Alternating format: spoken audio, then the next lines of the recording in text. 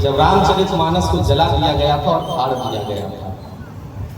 चित्रकूट में खड़ा हूं तो मैं बात यहीं से प्रारंभ करता हूं। रामचरितमानस हमारे लिए तो हमारा प्राण है, लेकिन जो लोग उसे कुछ नहीं मानते हैं तो उनसे मैं ये कहना चाहता हूं कि वो एक कवि की रचना तो है ही, तो कवि की रचना का अपमान नहीं होने देंगे। मैं यहाँ से बात स्वागत है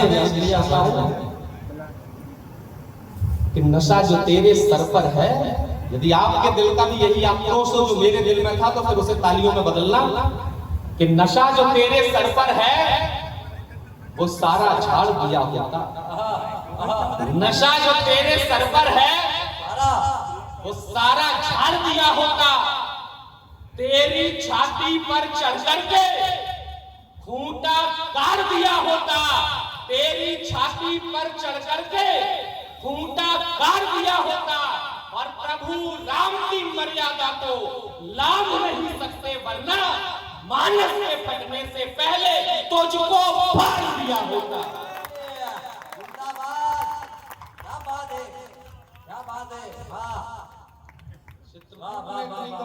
पंक्तियों में बजेगी, मुझे ये एहसास नहीं था। मुझे उम्मीद थी कि यहाँ तो कम से कम तालियों का घनत्व ज्यादा होगा, तो उन्हें ज्यादा स्वागत करना चाहिए। वैसे बल से है। अब मैं इटावा से आया हूँ, तो अब आपकी तालियां अपनी हिम्मत पर मानता हूँ। मैं क्या पढ़ रहा हूँ? एक राजनीतिक दल चुनाव क्या हारा अयोध्या में। लोगों ने कह दिया कि सदन में कह दिया कि ये आए हैं अयोध्या के राजा।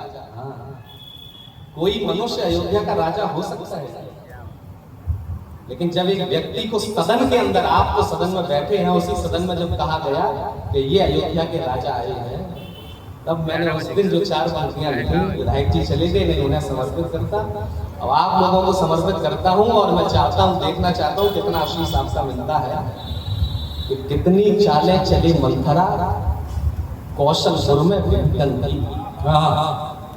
कितनी, मैं इटावा से आया हूं, 9 लोग बैठते हैं उसी सदन में, वहां से कितनी चालें चले मंथरा कौशलपुर में विघटन की।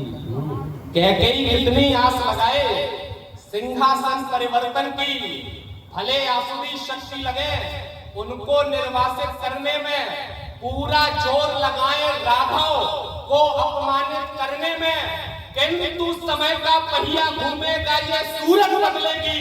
जो भटके लोगों के मन में बसी है मूरत बदलेगी। अरे अखिल विश्व में जयकारा उस पुण्य धाम का ही होगा। और अवधपुरी में राज तिलक तो श्री राम का।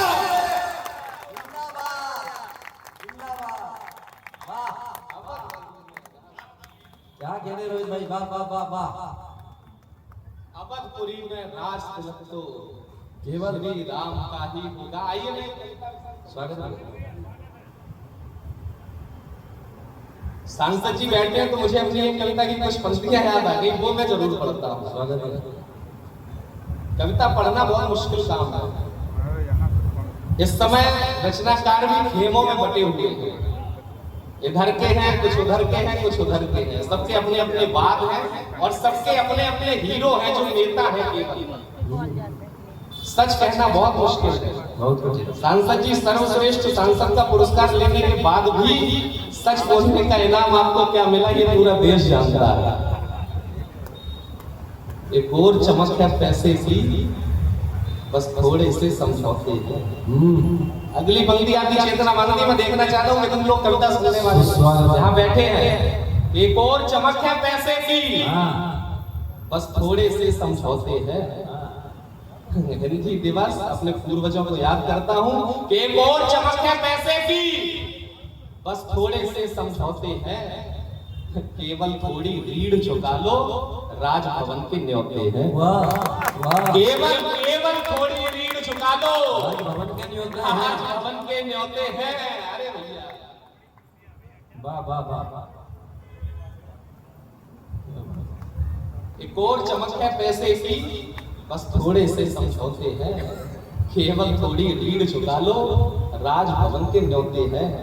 लेकिन दूजी ओर लहू में डूबी कलम निराला की, चीखे सुन लो नागार्जुन संग बच्चन की मधुशाला की। की सूखी अंतड़ियां आवाज लगाती हैं, दिनकर की तेजस्वी वाणी तुमको आज बुलाती है। क्यों तुम आज व्यस्त हो गए चाटुकारिता बंधन में, कैसे भारत भूल गए कुछ चेहरों के अभिनंदन में। कैसे भारत भूल गए कुछ चेहरों के अभिनंदन में। कविता तो लंबी है लेकिन मैं दूसरी कविता का लोभ नहीं छोड़ पा रहा हूँ, जिसके लिए मुझसे इस दिनेश ने भी कहा है। तो मैं चाहता हूँ वो कविता आपके बीच सुना दूं, क्योंकि बाकी मैं चाहता हूँ सभी लोगों को सांसद जी सुन के जाएं। 2 मिनट मुझे सुना है तो 2 कवियों को और बस। कविता की भूमिका सांसद जी केवल इतनी है, मैंने जटायु विषय पर कविता लिखी मनोज भैया, आपने तो उसका कुछ अंश सुना भी है आपके यहाँ। प्रभु राम ने जब माया मरण के पीछे चले गए, प्रभु राम माता जानकी ने भेज दिया, उसके बाद लक्ष्मण जी भी चले गए और वो रेखा खींचने के बाद चले गए। अब उधर से माता जानकी है, उधर से दशानन आ गया। कविता की केवल इतनी भूमिका है। और जिस किसी व्यक्ति ने अपने जीवन का एक क्षण भी परोपकार में दिया हो, उस हर व्यक्ति को ये कविता समर्पित है। क्योंकि मेरी नजर में बाबा ने लिख दिया परहित सरिस धर्म नहीं भाई, तो इससे बड़ा तो धर्म कोई हो ही नहीं सकता। बस कविता की भूमिका इतनी है, मैं यहाँ से कविता प्रारंभ करता हूँ। स्वागत है भैया, स्वागत है। कितनी चालें वेश बदलकर छली दशानन पर्णकुटी के द्वार खड़ा, वेश बदलकर छली दशानन पर्णकुटी के द्वार खड़ा, भिक्षाम देही देवी का स्वर निकालता था कपटी मुखड़ा। ज्यों ही जग जननी ने देहरी बाहर कदम बढ़ाए, हर्षित था दुर्भाग्य मगर सौभाग्य सभी पछताए। अट्टहास कर रावण ने अपना स्वरूप दिखलाया, माया मरता वैदेही को तब परिणाम समझ आया। जब जब कुल की मर्यादा खूंटी पर टांगी जाती है, खिंची हुई पौरुष से लक्ष्मण रेखा लांघी जाती है। विपरीत धार में तब जीवन की नौका खेनी पड़ती है। जनक नंदिनी को भी अग्नि परीक्षा देने चला, अपने जीवन के गिनकर वो बचे हुए दिन शेष चला।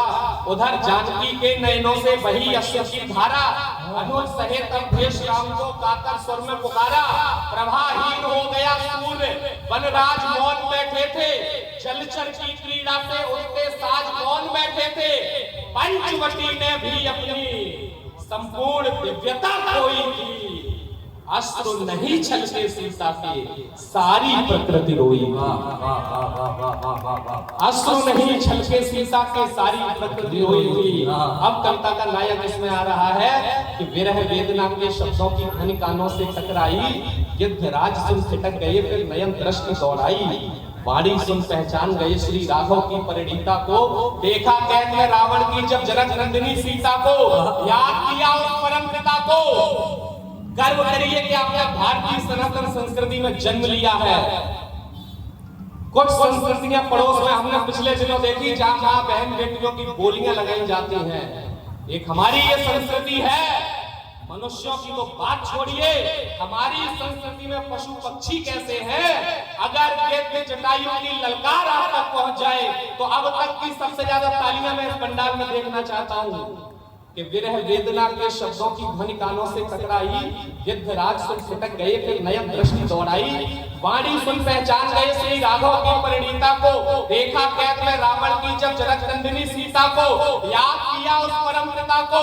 फिर दोनों पर खोले अपने बंधु सखा दशरथ की पुत्र वधू से बोले, माना अपनी करनी पर ये नीच नहीं शर्मिंदा है, पर पुत्री निश्चिंत रहो तो अभी जटायु जिंदा है। क्रोध में भर करके फिर राक्षस छवि को ललकारा, महाकाल के भक्त आज क्यों तूने धर्म विसारा। ऋषि पुलस्त के उत्तम कुल पर दाग लगाने वाले, जगत पूज्य विप्र वंश को आज लजाने वाले, मत समझ अभी बूढ़ा हूं तेरा, दम तोड़कर जाऊंगा। त्रैलोक के नाथ की कसम तुझे यम द्वार छोड़कर आऊंगा। कटु वचनों से अपमानित हो क्रुद्ध दशानन बोला, हो मदांध फिर रहंकार के सब प्रश्नों को खोला। स्वर्ण युक्त वैभव संपन्न लंका का प्रजापिता हूँ मैं, महाकाल का अनंत उपासक इंद्रजीत का पिता हूँ मैं। अरे जिन पर तू इतराता है ये मंत्र अभी सब तोड़ूंगा, पलक झपकते ही तेरी गर्दन भी आज मरोड़ूंगा। और जटायु का जवाब सुनना, फिर अपने हाथ खोलना कि पलक झपकते ही तेरी गर्दन भी आज बदलूंगा। बड़ बोलेपन से अपने कोई था कह नहीं सकता। अगली पंक्ति आपका आशीष चाहती है कि बड़ बोलेपन से अपने कोई था कह नहीं सकता। राम भक्त के सम्मुख राम द्रोही कह नहीं सकता। जी हो, पहला ही जो बात चौक से किया शीश पर रावण के, पल भर में ही गर्वित सारे रंग उड़ गए आनंद में। फिर पूरी ताकत समेत ऐसा खड़ा प्रहार किया, केश पकड़कर लंका पति के रथ से उसे उतार दिया। श्रेष्ठ उपासक शास्त्र वेद जो विद्वानों में पूजित था, 20 भुजा का सिर का बल भी समरांगण में मूर्छित था। काम युक्त हो दर्प मिला, जब दशा नदी या चरणों में। थोड़ा कुछ आ जाए हमें अहंकार हो जाता है। रावण से ज्यादा न दौलत शौहरत रुतबा कुछ नहीं हो सकता। ग्रह नक्षत्र जिसके इशारों पर चलते हैं। अगली पंक्ति फिर आपका आशीष आती है कि काम युक्त हो दर्प मिला, जब दशा नदी या चरणों में। अहंकार सब पड़ा हुआ था एक गिद्ध के चरणों में। क्रोध फिर युद्ध भूमि में गिद्धराज को काल हुआ, महाकाल का किया स्मरण, फिर कृपाण से वार किया। खिसियाकर किसी शिकारी ने जैसे कोई शिकार किया, घायल किया जटायु को, फिर उसके पंख कतर डाले, लिए जानकी को भागा जल्दी से होश संभाले। और रावण इतनी तीव्र गति से माता जानकी को लेकर क्यों भागा? अगर कारण ठीक लिख दिया हो तो अपना आशीष देना कि लिए जानकी को भागा जल्दी से होश संभाले। धर्मनिष्ठ के सम्मुख कमजोरी को ढकने लगती है। कामी चोर छली की दोनों टांगे कपने लगती हैं। वो भागा जल्दी से होश संभाले, कामी चोर छली की दोनों टांगे कपने लगती हैं। घायल होकर लहू लुहान में गिद्ध गिरा था धरती पर हित में सर्वस्व समर्पण की अनुपम गाथा लिखकर। उधर खोजते राम सिया को पहुंचे पास जटायु के। कविता का अंतिम बंद आपके बीच रखता हूँ कि उधर खोजते राम सिया को पहुंचे पास जटायु के। लोहू से लथपथ शरीर था, टूटे पंख चिरायु के। देखा तुरंत समझ गई ये बेहद कोई अवतारी है। सांसों के संग राम नाम का जाप निरंतर जारी है। कविता की सबसे संवेदनशील पंक्ति आपके आनंद में रखता हूँ। अगर ये सिद्ध हो जाए तो परहित से बड़ी कोई पूजा नहीं, तो आपका आशीष सिर मांगता हूँ कि उधर खोजते राम सिया को पहुंचे पास जटायु के। लोहू से लथपथ शरीर था, टूटे पंख चिरायु के। देखा तुरंत समझ गई ये बेहद कोई अवतारी है। सांसों के संग राम नाम का जाप निरंतर जारी है। अरे सिर पर फेरा, हाथ गोद में गिद्धराज को बिठा लिया। नयन से निकले नेह नीर को घायल तन पर गिरा दिया। तप में देह जलाने पर पुण्यों की गठरी खुल गई। वैकुंठ भले मिल जाए लेकिन प्रभु की गोद नहीं। मैं सर्वस्व समर्पण करने से सद्भाग्य जगा। अमृत बिना ही अमर हुआ वह क्या अनुपम सौभाग्य जगा। पल में पीड़ा दूर हुई फिर सारी व्यथा सुनाई। द्वंद्व युद्ध संग सिया हरण की प्रभु को कथा सुनाई। फिर घायल नजरों पर एक कोमल मुस्कान सजाई। प्रभु को किया प्रणाम, कहा जाने की बेला आई। क्या विनम्रता है प्रभु राम की। प्रभु को किया प्रणाम, कहा जाने की बेला आई।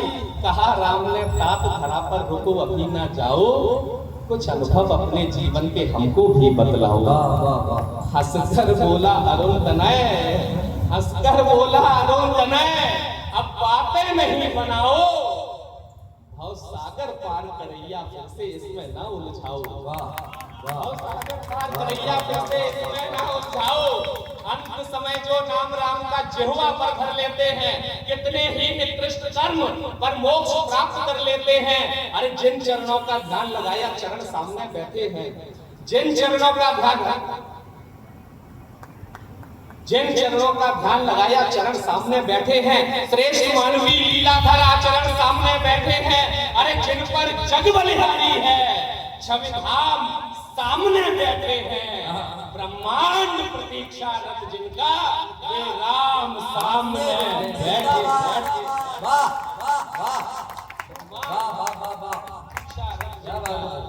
राम सामने बैठे हैं, जब ध्यान हवन करके जिनकी पा सका कोई भी था नहीं, उन राधों की गोद मिली अब शेष बची कुछ चाह नहीं। तब गंभीर हुए श्री राम, कहा अवतार लक्ष्य संपूर्ण करो, ऋण जो चुका न पाया अब उसको तुम पूर्ण करो। तब राघव ने विदा किया, अपना स्वरूप प्रदान किया, गिद्ध देह को छोड़ जटायु देवलोक प्रस्थान किया। और अंतिम कविता की 6 पंक्तियां। महाराज दशरथ से ज्यादा तो सौभाग्यशाली कोई नहीं इस सृष्टि में, प्रभु जिनके आंगन में घुटने के बल चले हों। लेकिन अंतर साहब देखिए, प्रभु के मार्ग पर चलने से क्या होता है कि रघुवंश मुकुटमणि दशरथ ने था आराधन पर्याप्त किया। रघुवंश मुकुटमणि दशरथ ने था आराधन पर्याप्त किया। पुत्रेष्टि यज्ञ से परम पिता को पुत्र रूप में प्राप्त किया, किंतु वियोग में गए प्राण, आखिर रघुनंदन नहीं मिले। बात मुखाग्नि की बहुत दूर थी, अंतिम दर्शन नहीं मिले। उधर गिद्ध का लिखा विलक्षण भाग्य स्वयं परमेश्वर ने, पिता सरीखा मान लिया को शक्तिमान सर्वेश्वर ने। और जो लोग हम मनुष्यों को जातिवाद के नाम पर लड़ाकर बांटना चाहते हैं, उनसे मैं कहना चाहता हूँ, रोज शोर करते हैं जातिगत जनगणना का और ये सब ड्रामा कर रहे हैं, उनसे कहना चाहता हूँ यार मनुष्यों की जातियां छोड़िए। इस सृष्टि में जो मरी हुई देह का मांस नोच कर खाने वाला गिद्ध है, उससे तो नीचे कोई नहीं होगा। उसका भी क्या सौभाग्य है कि उधर गिद्ध का लिखा विलक्षण भाग्य स्वयं परमेश्वर ने, पिता सरीखा मान दिया को शक्तिमान सर्वेश्वर ने। परोपकार से प्रभु भक्ति का, परोपकार से प्रभु भक्ति का क्षेत्र बनाकर दिखा दिया। राज ने जगत पिता को पुत्र बनाकर दिखा दिया। ओम रोमांचित है, नाम गिद्ध का राम कथा में स्वर्ण अक्षर से अंकित है। तो श्रद्धा व विश्वास लिए उस अवधपुरी के धाम की जय, दोनों हाथ उठाओ बोलो प्रभु श्री